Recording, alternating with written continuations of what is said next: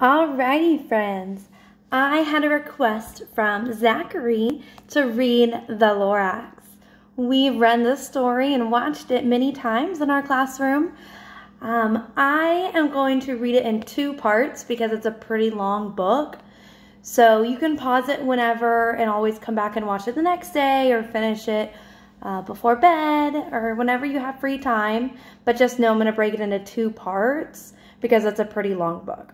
Okay, The Lorax by Dr. Seuss. Let me move this so you can see it.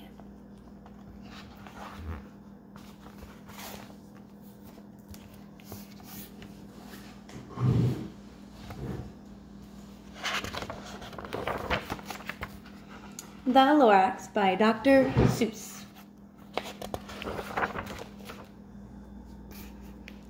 At the far end of town where grickle grass grows, and the wind smells slow and sour when it blows, and no birds ever sing excepting old crows, is the street of the lifted Lorax.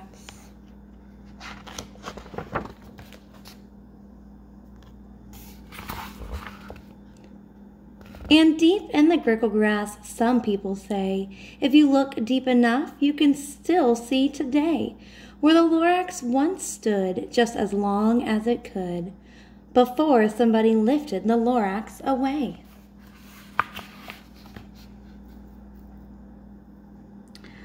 What was the Lorax, and why was it there? And why was it lifted and taken somewhere? From the far end of town where the grickle grass grows, the old Onceler still lives there. Ask him, he knows.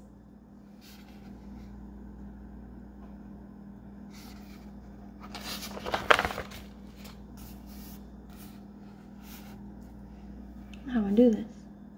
You won't see the Onceler. Don't knock at his door. He stays in his lurkum on top of his store. He lurks in his lurkum cold under the roof, where he makes his own clothes out of muffered moof. And on special dank midnights in August, he peeks out of the shutters, and sometimes he speaks and tells how the Lorax was lifted away. He'll tell you, perhaps, if you're willing to pay.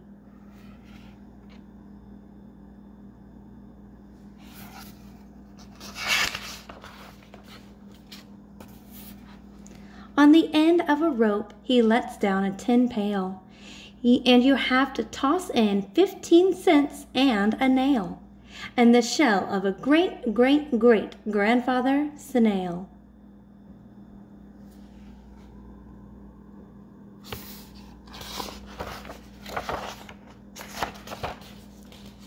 Then he pulls up the pail, makes a most careful count to see if you've paid him the proper amount.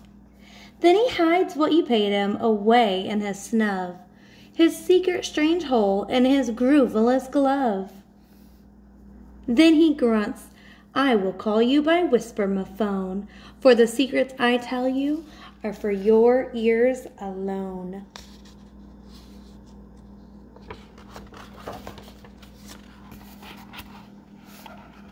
You see it?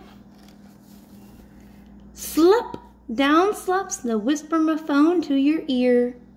And the old Onceler whispers are not very clear, since they have to come down through a snurgly hose, and he sounds as if he had smallish bees up his nose. Now I'll tell you, he says with his teeth sounding gray, how the Lorax got lifted and taken away. It all started way back, such a long, long time back. Way back in the days when the grass was still green, and the pond was still wet, and the clouds were still clean, and the song of the swoomy swans rang out in space. One morning I came to this glorious place, and I first saw the trees, the truffula trees, the bright colored tufts of the truffula trees, mile after mile in the fresh morning breeze. There he is, arriving. Look how beautiful it is. It's so colorful.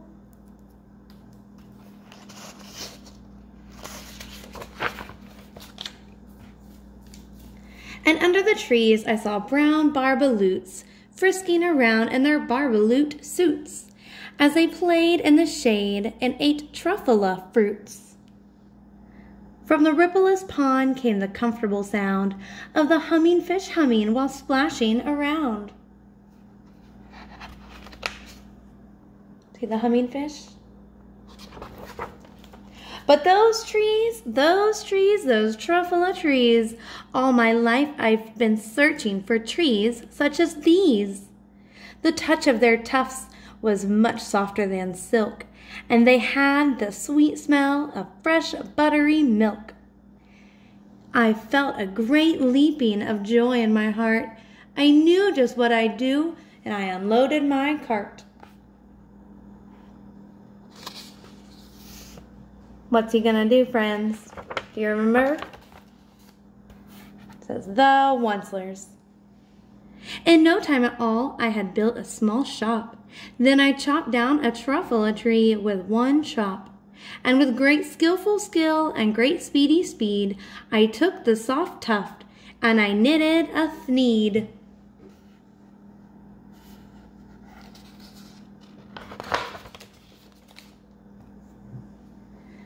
The instant I finished, I heard a gazump.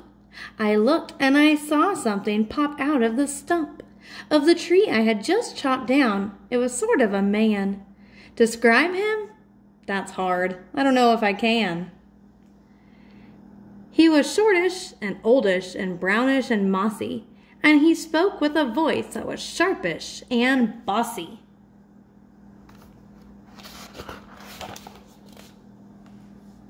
Mister, he said with a sawdusty sneeze, choo!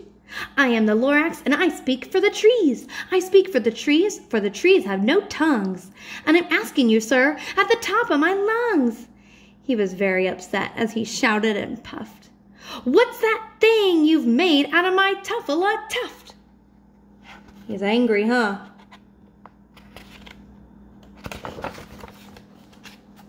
Look, Lorax, I said, there's no cause for alarm. I chopped just one tree. I am doing no harm. I'm being quite useful. And this thing is a thneed. A thneed's a fine something that all people need. It's a shirt, it's a sock, it's a glove, it's a hat.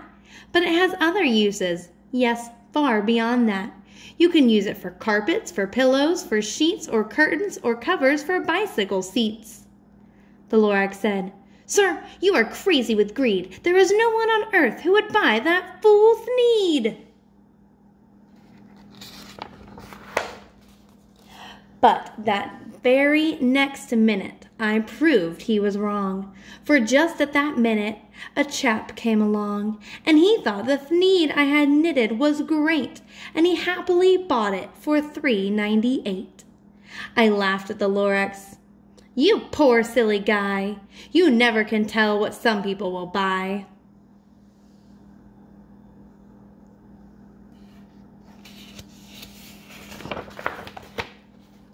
I repeat, cried the Lorax, I speak for the trees. I'm busy, I told him. Be quiet, if you please. I rushed across the room, and in no time at all, I built a radio phone and I put in a quick call. I called all my brothers and uncles and aunts, and I said, listen here, here's a wonderful chance for the whole Onceler family to get mighty rich. Get over here fast and take the road to North Nitch. Turn left at Weehawken and sharp right on South Stitch.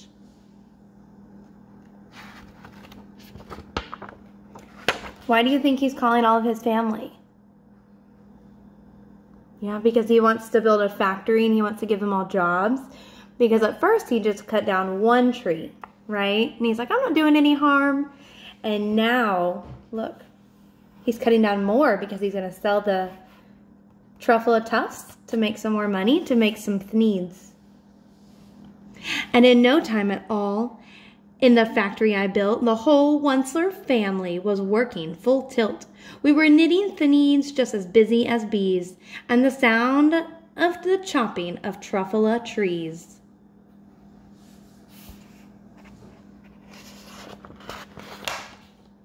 Then, oh baby, oh, how my business did grow. Now chopping one tree at a time was too slow. So I quickly invented my super axe hacker, which whacked off 4 truffula trees at one smacker. We were making thneeds 4 times as fast as before. And that Lorax, he didn't show up anymore.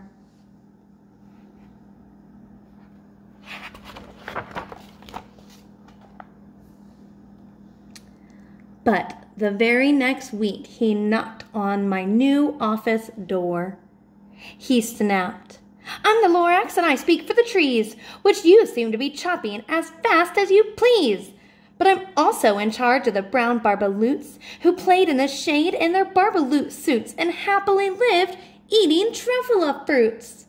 Now, thanks to you and your hacking my trees to the ground, there's not enough truffula fruit to go round, and my poor barbaloots are all getting the crummies because they have gas and no food in their tummies." So the barbaloots use the truffula trees for shade and for the fruit, for their food.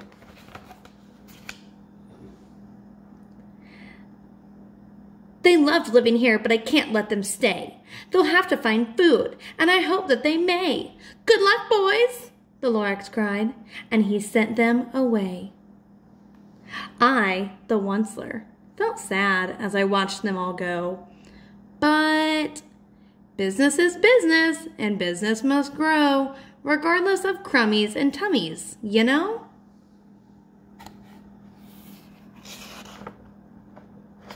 All right, I'm gonna stop it right here and start a new video to break it into 2 parts. So you can watch the next video, or you can come back and watch it another day or before bed or something, okay?